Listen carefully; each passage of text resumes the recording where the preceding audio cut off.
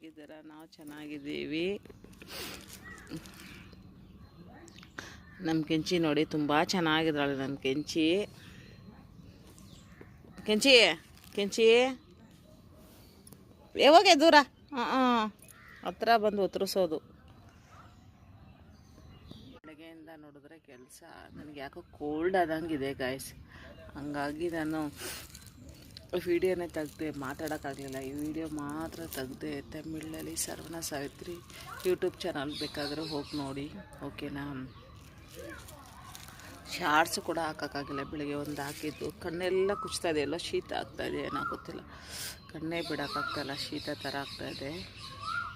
ಇವಾಗ ಮಾವಿನಕಾಯಿ ಸೀಸನಲ್ಲಿ ಹೀಟ್ ಮೇಲೆ ಶೀತ ಆಗುತ್ತೋ ಇಲ್ಲ ವೆದರ್ ಏನಾರು ಚೇಂಜ್ ಆಗೋದ್ರಿಂದ ಶೀತ ಆಗುತ್ತೋ ಗೊತ್ತಿಲ್ಲ. ನಿಮಗೇನಾರ ಗೊತ್ತಿದ್ರೆ ತಿಳಿಸಿ, ಓಕೆನಾ. ಇವಾಗ ಟೀ ಕುಡಿದ್ವಿ ನೋಡಿ. ಟೀ ಕುಡಿದ್ಬಿಟ್ಟು ಗ್ಲಾಸ್ ಇಟ್ಟಿದ್ದೀವಿ. ಇವತ್ತು ಸ್ಪೆಷಲ್ ಏನು, KGF ಏನು ಮಳೆ ಬರೋ ಥರನೇ ಕ್ಲೈಮೇಟ್ ಇದೆ.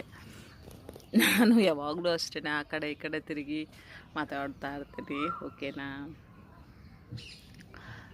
ಮಳೆ ಬರೋ ಥರ ಇದೆ, ಆದರೆ ಇನ್ನೂ ಮಳೆ ಬಂದಿಲ್ಲ.